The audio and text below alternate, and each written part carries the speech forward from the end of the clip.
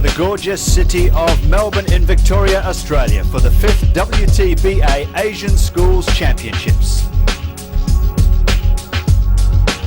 This beautiful city is considered by many to be the sporting capital of Australia. And this week in Mooroolbark at the Ed Fleming Lane, some of the best young bowlers in the world have gathered to compete against each other for the right to be called the WTBA champion.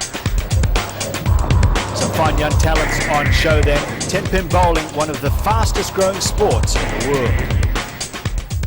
Tenpin bowling is popular worldwide. We've got about 110 million bowlers who bowl worldwide, and we've got 6 million who bowl regularly, which is to say they are card-carrying members who bowl at least once a week and 32 weeks in the year. That's how popular the sport is. There are 10 countries competing in the Asian School Championships: Australia, Brunei Darussalam, Guam, Hong Kong, Indonesia, Japan, Malaysia, New Zealand, the Philippines and Singapore. Well, it's a very exciting championship for the best young bowlers in Asia. With me is Australian national team captain Sue Castle. We have seen some fantastic action this week. It's been tremendous, the bowling so far from these young stars from Asia, and I'm sure we can expect to see a lot more. We've got singles, doubles and teams, and we've got the Masters events coming up, so it's something to really look forward to. Well, earlier in the tournament we saw some terrific action from the boys pairs competition. Japan A with great success there. Their two teams finishing in first and second place. Suzuki and Moriyama extremely successful in top spot. It was Hong Kong A who took third. What a great competition that was, and we also saw some terrific action earlier in the week as well in the girls doubles competition. Terrific bowling by the Japanese duo. They really took it to the rest of the Asians and showed them what Japan's made of. A very, very strong, tough competition to beat them. The results in the girls doubles showed that once again Japan came out on top, with Matsunaga and Nishimura successful, 2,650 points. In first place, Australia B came second, with Australia A taking third. The boys' team result was a very close affair. We saw some terrific action here. I think it was one of the most memorable experiences that Australians will remember for a long time, both the Australia A and the B coming first and second respectively. It was a marvellous time, a lot of fun had by all, adrenaline pumping. It was just absolutely fantastic to be there and experience. Great success for the home team there. Congratulations all round for the Aussie team event. We'll check the results. It was Australia A in first place, Australia B in second place, with Japan A once again on the podium, taking third in the boys' team's results.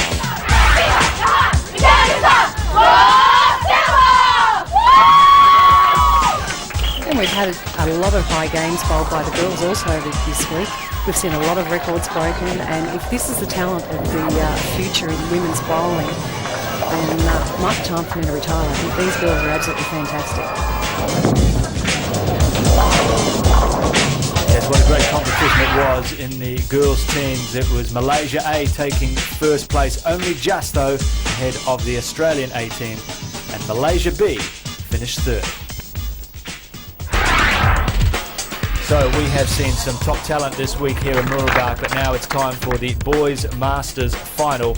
All the Australian team watching closely because their man Matthew O'Brien is up against Aaron Kong for the right to play off against the leader in the Boys Masters, Woo Siu Hong. So it's O'Brien against Kong.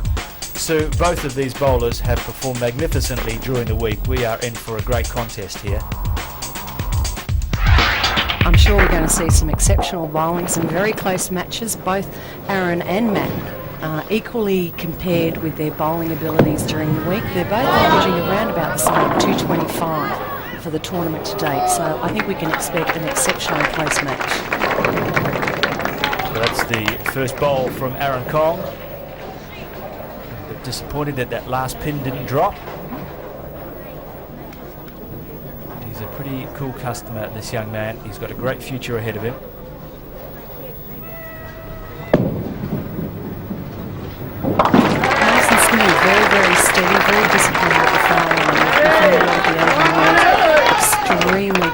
with their bowling.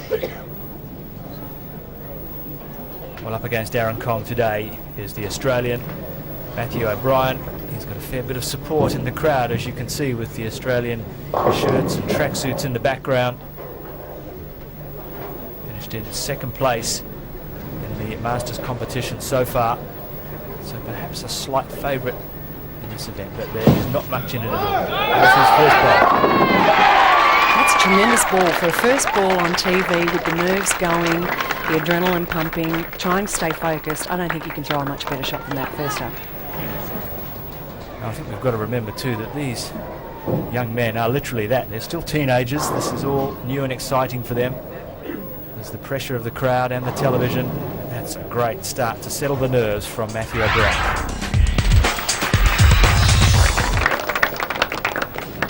In the fourth frame, Matthew O'Brien has started strongly, not as strongly as his opponent today, but he's still looking pretty cool and calm at this stage as he prepares for his fourth ball. Talk us through the preparation that a bowler goes through, Sue. You see Matthew there doing some things with his towel and the ball. What goes through his mind? Basically, every bowler should have a routine, and you want to repeat that routine as perfect each time you bowl. A fantastic shot. He must have performed the routine as best you could there.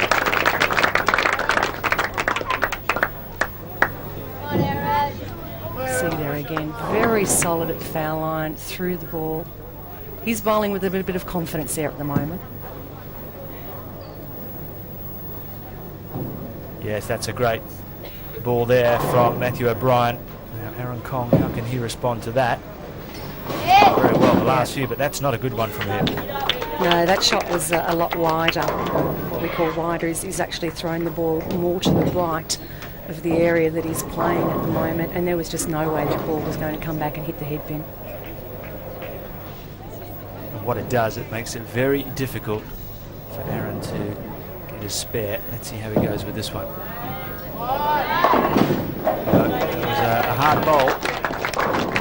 Very difficult spare to convert at the best of times, and I think maybe Aaron was just a little bit too cautious on that shot. Instead of being in an aggressive attacking type mode, I think he's sort of thinking maybe I should play this game a little bit safe. Maybe he's a little bit nervous. He was a little bit tentative on his shots at the moment.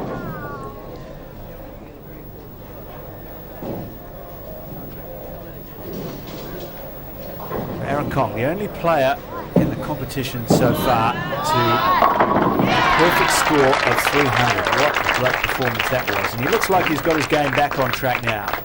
That's a great strike. See here again, very, very smooth bowler. Nothing over the top, nothing too fancy, just very compact, very consistent. So a max of 249 possible for Aaron Kong.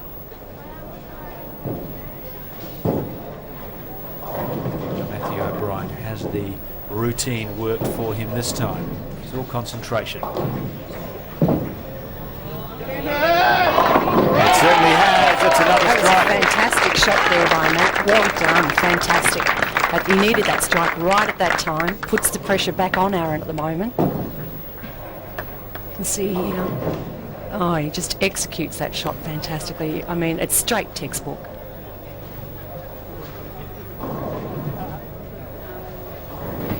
Okay, so we've got Matty sitting on a double, which is 2 strikes in a row. So he's in a perfect lead at the moment. He has got the upper hand.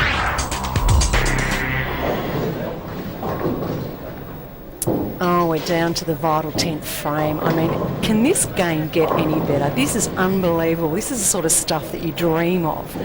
Matty really needs to put the first strike in here. He's got to get the pressure on. He would love to get 3 strikes in a row, but let's take one ball at a time. We need a strike on this ball right here.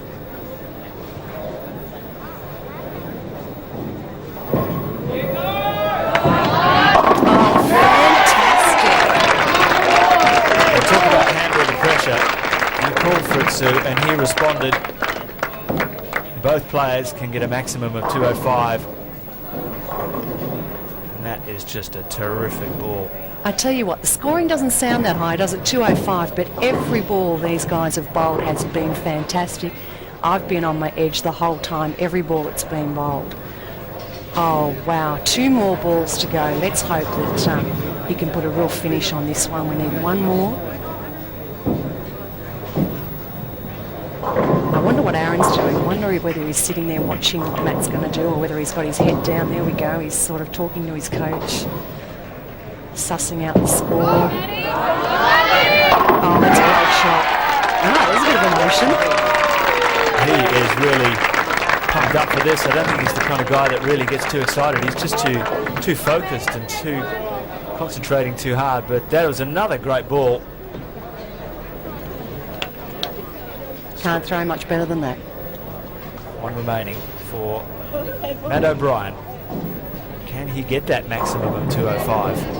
It's very interesting if you look at his game there. I mean, basically, he's thrown perfect shots. Every ball he's bowled, he's been around the pocket, around the head pin. I think it's just a matter of carry. But he's certainly done that the last 2 frames. This is his last shot here. Let's hope he can get another strike to finish off in a big way. Oh, he's done it! 3 in a row. That is an unbelievable finish for Matthew O'Brien. And what a psychological effect that will have on Aaron Cole.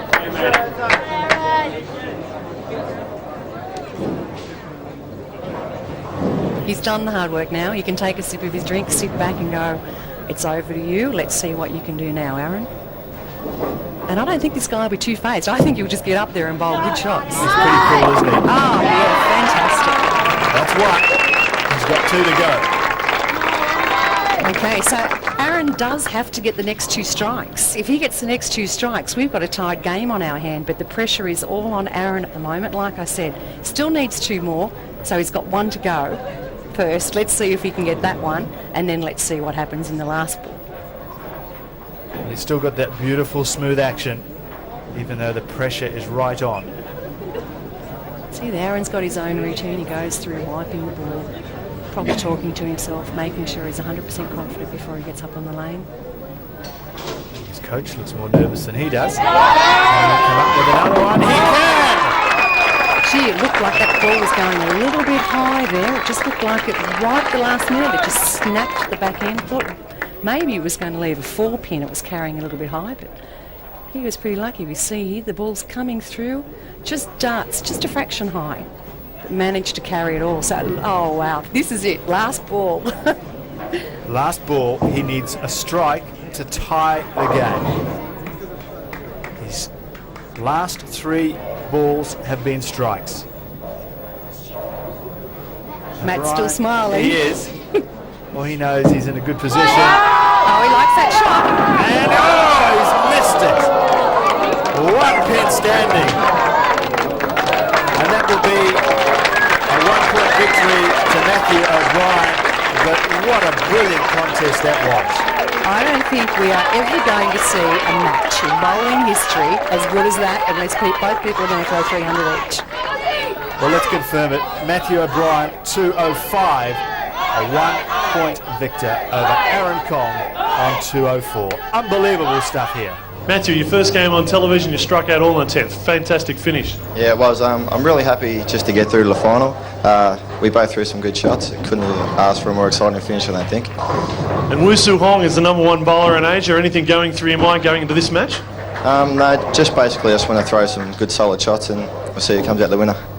That's what we like to hear. All the best for the next match, mate. Thank you.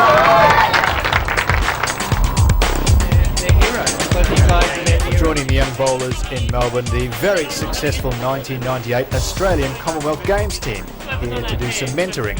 Some of the older heads giving the younger players some advice. One of them was Cara Honeychurch. Well, it was really the first opportunity, I think, that the Australian media and also the general public in Australia had an opportunity to see bowling played as a sport as opposed to bowling more as a recreation.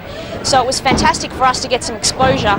And, you know, the sport's gone from strength to strength since it's been in the Commonwealth Games in 1998. There's Maxine Noble showing us how it's done.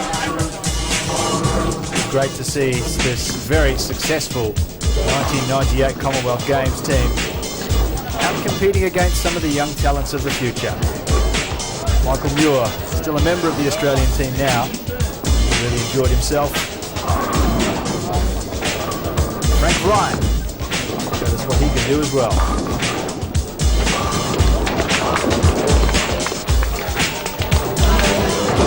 Cara Honeychurch was incredibly successful back in 1998. Gold medals everywhere for her. And Sam Coffer, the president of the Australian Commonwealth Games Association, was here as well. I think that's one of the benefits of having sports like tenpin bowling, because it creates both the social side, the family side, and the sporting, of course, and the competition.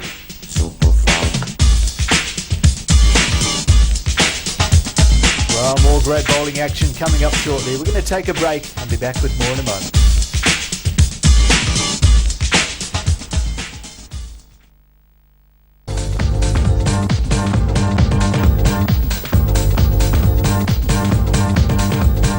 Time for the final of the boys' Masters. It's Woo Siu Hong up against Matthew O'Brien. Game one in this final. Woo Siu Hong, the outstanding performer in the boys' Masters so far, but on Matt O'Brien's performance against Aaron Kong earlier on in the day, it's open for either player to take out this championship. Yes, Wu dominated something fiercely during the tournament. A 241 average a minute ago. That's an example of why he was able to average so high. He is just an exceptional bowler. He's only 17 years of age. That's O'Brien's response, and that's very good as well. And we really get a good feeling about this contest. Well, we had a fantastic match in the semi-final between the two boys. Can this match be any better than what we've already seen? And it certainly started off that way.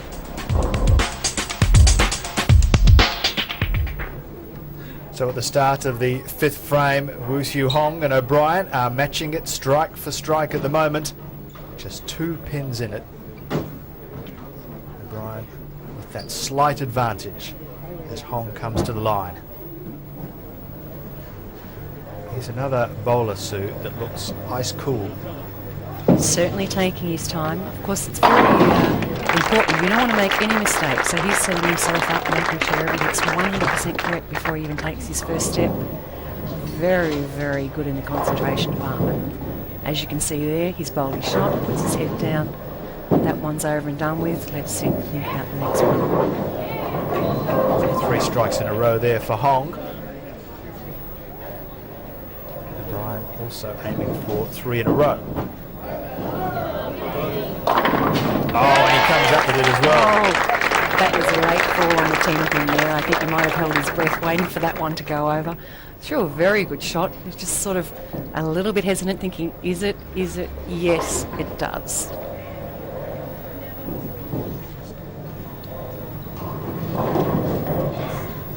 So O'Brien with his very strict routine that barely differs from one bowl to the next.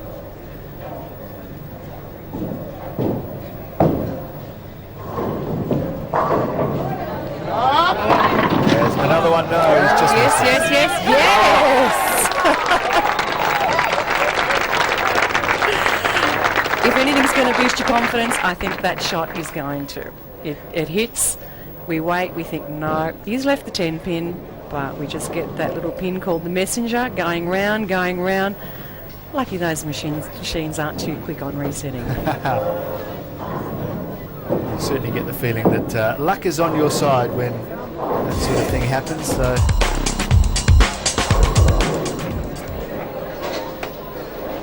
at the start of the 10th frame, Hong with the advantage, O'Brien with it all to do. He must sort of like putting himself under these pressure situations. He seems to come through, so let's see what happens. Oh dear me, that was very, very tight, and I think we'd be very glad that he was able to get over that one. Yeah, I think there's a little bit of relief in there as well as joy. You actually see there's the 4 and the 9 pin. The 4 goes over, just trips out the 9. I think he can count his blessings on that one, and I think he'll be out there and say, well, that was a lucky break. I'm going to go out there. I've got 2 shots left. I'm going to make the most of it. Well, earlier in the day against Kong, he finished with 3 strikes. That's what he needs to do now. He's got 1. There's 2. This is great stuff again by O'Brien. Once again, we see him finishing with some brilliant bowling. Yeah, again, the shot was high on the head pin again. You see it just took it. But when you're on fire, you're on fire. I mean, if you're going to go, you're going to go, aren't you? It doesn't matter what the opponent's going to do. If you're out there and you're going to give it your best and you're meant to win, I think that's basically it. So he's set the task, not saying he's going to win, but he's definitely set the task for him. He certainly couldn't finish any stronger. Can he get another strike? He can! 3 in a row again. Was that a slight smile I saw on the face of Matt O'Brien? Doesn't show his emotions too much, but there was a glimmer of a smile there. That was another great bowl. Yeah, fantastic shot there by Matty. He's been very composed through the whole finals. See him there, he's talking to Michelle. She's the sports psychologist for the Australian youth team. And she's obviously done her work to get him as far as what he's done. But the outcome of the game is in the hands of Hong, because he can finish with a maximum of 234. Yeah, it's by no means over at the moment.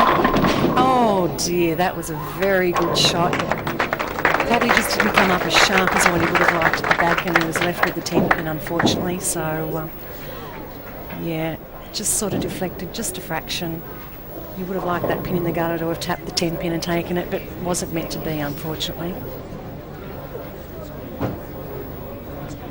This is a 2-game final, which means the aggregate score of both bowlers over the 2 games will determine the winner. So O'Brien is going to come out on top in this first game, but they have one more against each other to find out the ultimate winner. Yep, so Wu is actually sitting on a total game of 213, should he be able to strike with his last bonus ball in this game. If he can, that would give O'Brien an advantage of 11 going into the second and final game.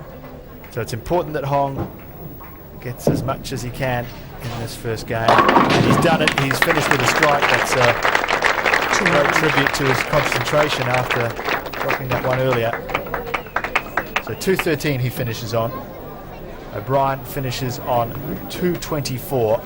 So he has an 11-point lead going into the second game in the final of the Boys Masters.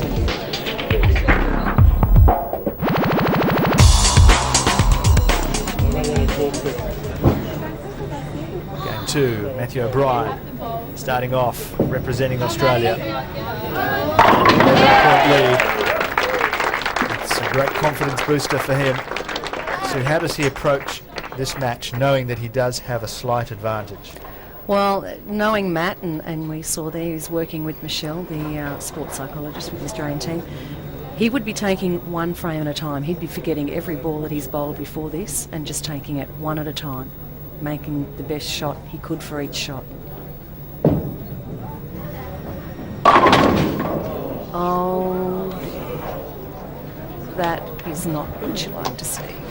Unfortunately, it wasn't that bad a shot, and it's just one of those things that 7-10, maybe we can get lucky and see it spared on TV for the first time, but you would say it's almost an impossible spare. Not impossible, but almost. Yes, that one proving just too tough there for Hong, so O'Brien off to a strong start in the second game. Missing them both in the end. Well, that miss on the split set the tone for the game. O'Brien bowled consistently to eke out a little break going into the 9th frame. Almost looks like Matt's in cruise mode at the moment, doesn't it? He's just freewheeling down there. He actually looks like he's even having fun, which is always good to see. And you can have some fun when you're bowling like that and you've got a handy lead as well. So he is really enjoying himself now, Matt O'Brien.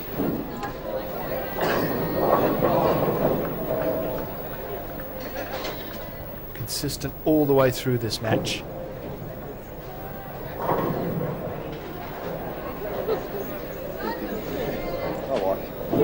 Four bagger, one more frame to go. I wonder if he's going to be able to manage the 3 strikes in a row in the 10th frame like he has done for the last 2 matches. That would give him a score of 247, which would be absolutely outstanding. Hong very much chasing the game now. He needs big help from somewhere. And he needs a strike, and he didn't get one. He's really not getting the breaks that he deserves at the moment, is he? It's a disappointment. I'm sure he would have liked to have bowled better for the crowd and his spectators that he's got there supporting him at the moment. But he's given it his best shot. He's hitting the pocket, and you can't do much more than that at the moment.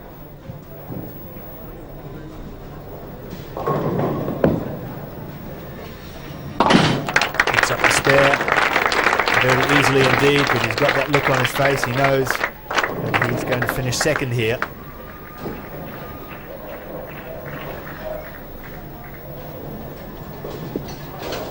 Yeah, very disappointing. He will feel. He's had a fantastic tournament. He's going to bow out here. He's got a maximum though of 206. He's coming up to his 10th frame, and he can strike for 206 to finish with 3 strikes in a row, but it's unfortunately not going to be enough to knock off Matt at the moment.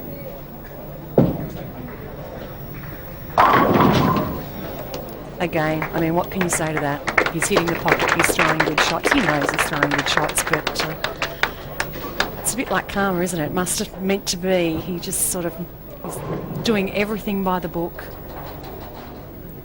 He's almost smiling at it now, thinking, what more can I do? Because the balls are great balls, but the pins aren't going down. Tenpin there.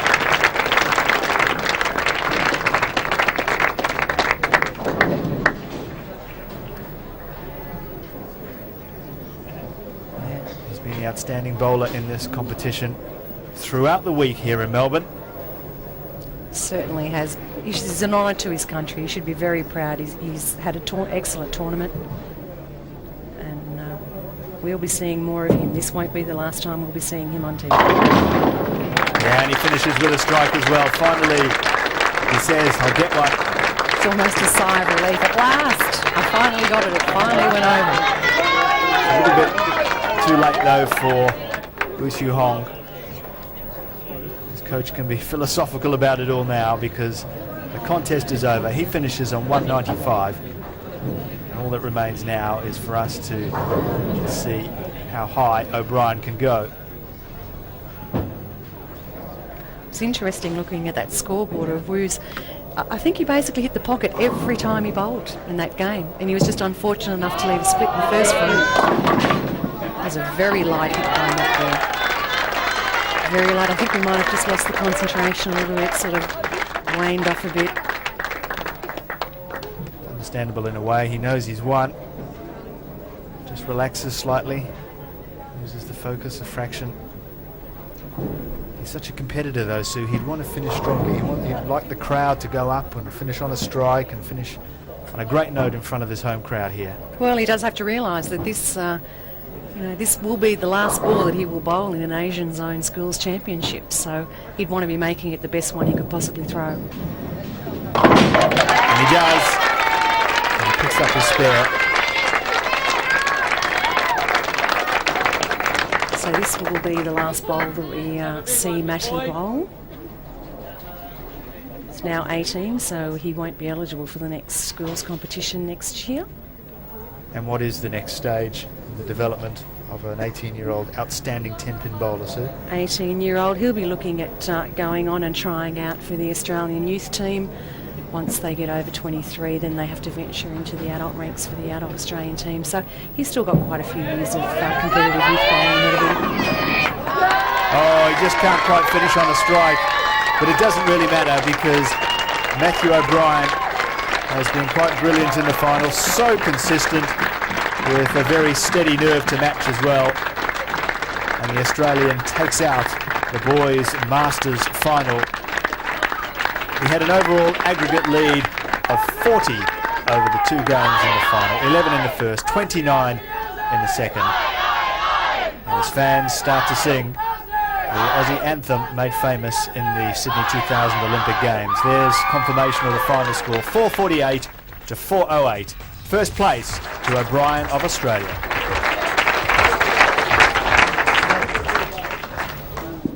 Matthew, you've had a big week at this championships. You won the gold medal in the teams event. Did you ever think that you'd be up here getting the gold medal in the Masters? No, I didn't actually. I was just hoping for a top 5 finish, just to throw the ball well, and I'm just ecstatic. I don't think it's sunk in yet. Excellent. What can you say about your opponent, Wu Su Hong? Well, his reputation speaks for itself. He's pretty good, but I don't know. He's pretty unlucky with those 10 pins, I think. Bowled really well. Should congratulate him, I think. Congratulations. Well done, Matthew.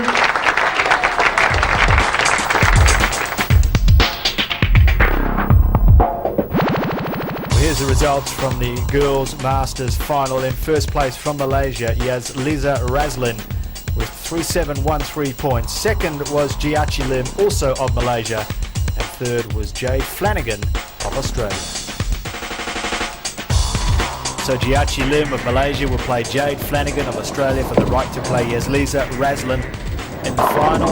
And Jade Flanagan has bowled very well in this tournament. She's bowled exceptionally well. She's finished with a basic tournament average of 210, which is no mean feat.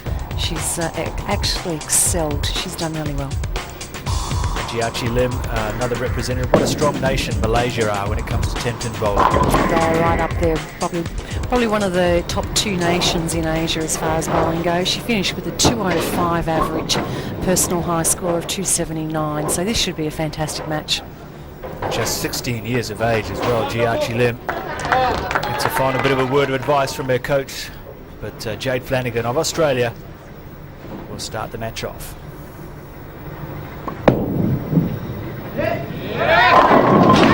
Start as well for the Australian. Looked a little bit nervous on that shot. I think she was hoping to get the ball off the hand, and she's laughing about it there, so she must have known it wasn't that fantastic a shot, but she managed to carry it off. Yes, a great relief to get that first ball underway. It's Jiachi Lim, who also starts strongly as well, so a good start for both of these young competitors. She's answered the call there. We've got a striker piece for Jiachi and Jade. And Jiachi Lim with another strike. Maybe we take into account too much the fact that nerves count for something, but both of these young bowlers have started very well indeed. Yes, one would have expected probably the limited experience they've had on TV and the young age that they would appear to be a little bit nervous, but they're not showing any signs of that at the moment. That was just a little bit light there on Jade's behalf, leaving the 2-8. Not that easy a spare to convert with the difference between there you see the pin just going, and there is quite a large distance between those 2 pins there, so it's not that easy a spare to convert. So the first real test here for Jade Flanagan. Silence around the Muralbark centre here. Oh, it does well. That was very good. I think she may have been holding her breath on that shot, hoping that the ball was going to continue to hook up to cover off the 8 pin, but executed that shot fantastically.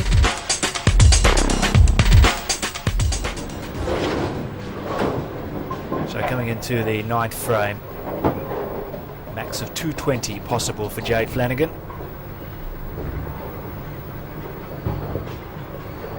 Concentration. Yeah, Jade's probably one of the more determined young bowlers that I've seen come through the junior ranks in the last couple of years. Oh, that was a bit unfortunate there. Just took off at the last minute, sort of grabbed. Maybe she's should be thinking about a ball change or a line change at this particular point in time. She's looking a little bit hesitant rather than going out and being aggressive and attacking it. Very difficult split to convert. Needs to knock the 4 pin. Oh, just missed. Needed to slide the 4 pin over into the 10 pin. She's looking a little bit disappointed with herself too. But really, that was a very good try. That 10 pin, very awkward in that corner. So her maximum drops to 196.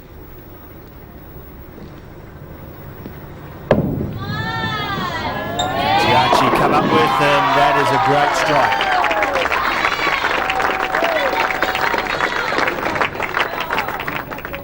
Just at the right time. That strike there for Giachi Lim.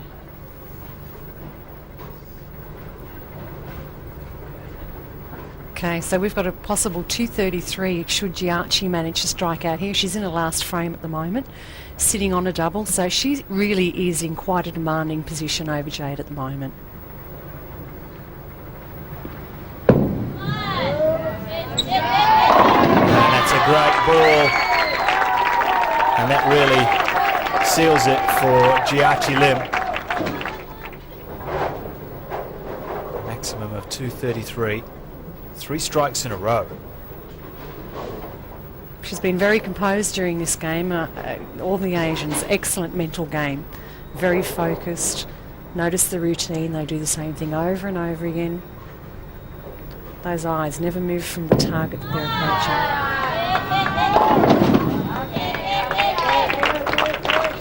Well, a little bit of a smile there. I think she concedes that she doesn't want to be too hard on herself because she's pretty certainly got this game in her hand. 4 pins remaining. That's perfect.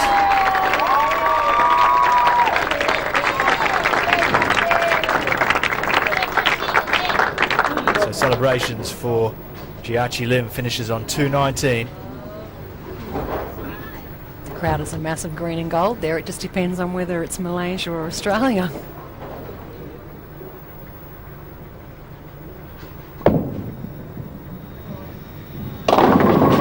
Oh, that's bad luck. That's kind of the way the game has gone, really, for Jade Flanagan. Yeah, she just doesn't look like she's really in the swing of things. She's looking a little bit deflated. Maybe she would have hoped to have, well, obviously she would have hoped to have bowled a little bit better, but I really think we can put this one down to experience, and maybe the nerves have gotten the better of her this time round. Well, that's the way it's gone for Jade Flanagan. Her card was peppered with 9 and spares throughout this match. Found it very difficult to string 2 strikes together. Well, this may not be the last ball of her career in sport bowling. She's only 17, so I'm sure we'll see her back in the Australian team next year. So a great win there for Giachi Lim. We're very pleased with that. Giachi came into this match ranked 2nd in the Masters final. Jade Flanagan was ranked 3rd. And Giachi Lim finished on 219. Jade Flanagan on 185.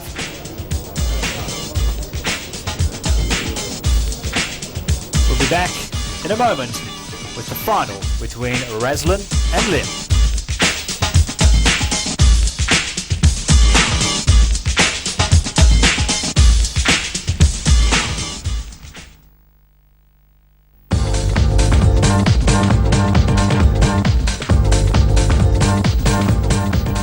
Well, it should be a terrific final between this girl, Giachi Lim, and Yazliza Razlan. Sue, how do you see it? It's going to be a very close game. There's 2 tough competitors there. We've got Yazliza currently averaging 213 for the entire event. Just 15 years of age as well. That's an incredible statistic. And her opponent's only 16, so what great futures these 2 girls have in front of them. And Giachi Lim will bowl the first ball of the final. A little bit light on that shot. She's sort of looking at it with a bit of disbelief there, thinking, what's going on? Come on, this didn't happen to me last game. But, I mean, it's always different when you're playing an opponent of your own country. So Giachi Lim has quite a difficult split to achieve here, Sue. Yeah, it's a very difficult split. I mean, you've got that gap between the 2 pin and the 7 pin. You don't want to chop it, but then again you've got to take them. It's a large distance between the two pins. It doesn't look far from 60 foot away, but it is. And yeah, she hasn't executed that shot very well. They should be disappointed with that. So a slow start to the final by Jiachi Lim. These two must have played against each other a number of times in the lead up to this event and also in training camps. Must be very difficult for the coaches having two players from the one nation playing against each other. I'm sure that they have a fantastic shot there by Yazliza. I'm sure they don't like to have their favourites. I mean, ideally they'd like to have both bowlers, you know, bowling their best, and it'd be lovely to see them both win, but they can't.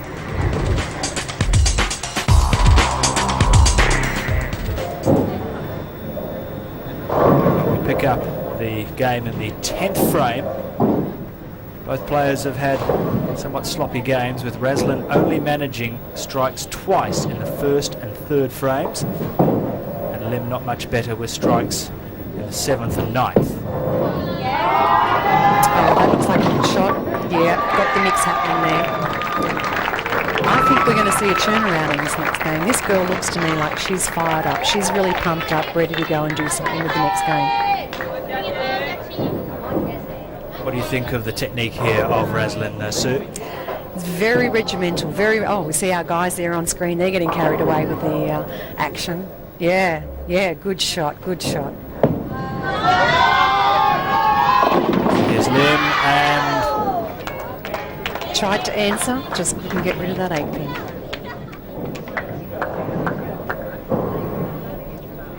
Again, they're very disciplined bowlers, the Malaysians. They've got a great training program for the youth, which is probably indicative of having a 15 and 16-year-old playing in the finals. It certainly says a lot for the future of bowling in Asia and Malaysia especially. Both of these two competitors can compete in the Asian schools competition for several years yet. We see that Lim can get a maximum of 184. She gets a strike with her final ball. Razlan placed just a fraction better than that, coming into the final frame. It is a 2-game final, so an aggregate score over both games is what is used to determine the winner, and that last one just wouldn't drop. So a final total of 183 for Lim. Lots of 9s and spares. Look at that card. Yeah, she's pretty consistent there, just not getting the carry that she would have liked. See, there are 190 for Yazliza, so she's got a 7-pin lead with 1 game to go, so anything can happen. Pick up game 2 at the 7th frame. An astonishing run of strikes for Razlan from the 2nd frame has turned the championship her way. Yeah, I don't like to say I told you so, but I picked up something in her last match. I thought she was going to be on fire this time. She's just got such determination. I can compare it to another female bowler from Malaysia. There you go, in the pocket. She's just fire. She reminds me of a young Charlene. Charlene is Malaysia's #1 adult female bowler. Even though she's only a youth herself, I think Charlene's around 22 years of age. So move over, Charlene. She might have a bit of competition coming through, I think. I think she has, without a doubt. What an incredible run of strikes this is from Razlan. And 6 in a row there. Makes it very difficult for Lim, though she is doing her best to hang in there. And the game can change. Oh yeah, it's not over by a long shot yet, but it looks like we're also seeing a different bowler in Jiachi. She's a completely different bowler to what we saw last game. She's a little bit more determined, a bit more aggressive. Ball's got far more roll on it, knocking over the pins a lot easier instead of just leaving the 5s and the 7s up there. So Jiachi Lim will be a little disappointed there. Laid off that one. That was a little bit light going into the pocket.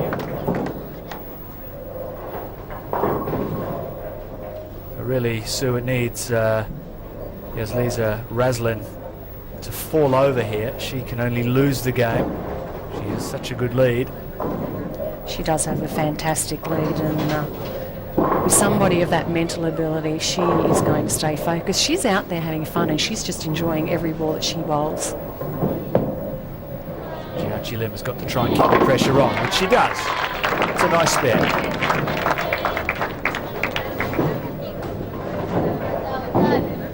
It's interesting to see the two different personalities. One seems a little bit more composed and quiet, where Yazliza comes across as a little bit feisty and fiery and get in there and give it your best shot type thing. It's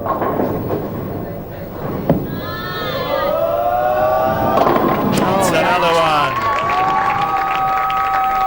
She's on a roll, there's no doubt about it. That's a great shot there. Gets a lot of mix from the pins, as you see there. That's fantastic. She's bowling the right line, the right ball, with the right speed and with the right amount of confidence at the same time. Still on a maximum of 290, Razlin. That is incredible. That's fantastic bowling. That's a great turnaround from the first game. 190, although she was hitting the pocket consistently, she just wasn't carrying. She's obviously made a slight adjustment. There we go. Can't miss. Unbelievable. When will they stop? Yazliza Razlin hopes that they'll never stop. And I think Jiachi's sitting there going, what do I have to do? How can I get her to stop? Well, at this particular point in time, I don't think there's anything she can do. All she can do is play her own game. It must be demoralising, though, for an opponent to see. Oh, that was a lucky break. It was. To see your opponent just go up and every time just go strike after strike after strike. Sooner or later, it's got to take its toll. I'm sure it would be taking its toll. And like I said, Yazliza is bowling with absolute confidence at the moment. She's just out there and she's bubbling. It'd be good to see Jiachi finish with some strikes here, get a bit of confidence back. She's had a great tournament. She finished with a 205 average for the whole tournament, so she shouldn't be disgraced with the way she's bowling in Australia. That's a nice way to finish for Jiachi Lim. It's going to be good at the end. Trailed by 7 points after the first game. She's got a possible 232 too if she can get the next two strikes, which is indeed no disgrace. That's still a fantastic game.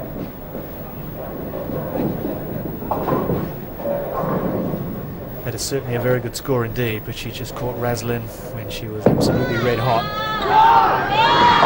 And that's another great strike. Well, we've got a possible 232 finish on this game. I mean, any other opponent, and that probably would have been enough to win, but not against this young girl from Malaysia, Yazliza. Currently a 290 pace. Wouldn't it be wonderful to see her strike out?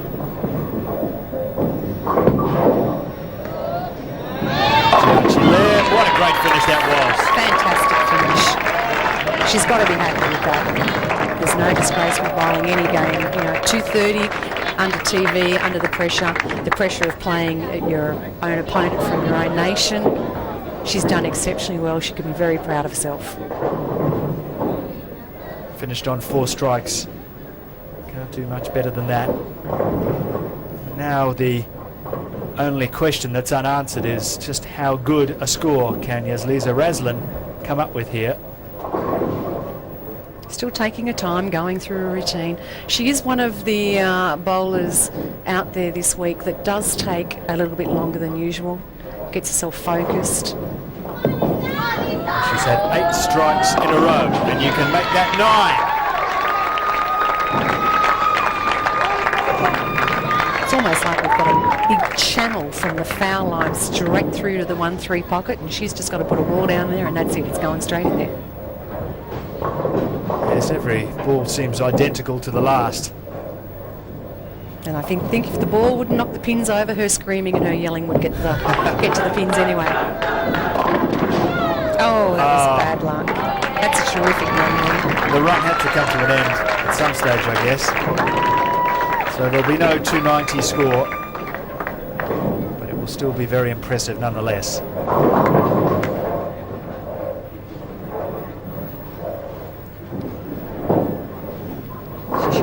managed to complete this spare with relative ease.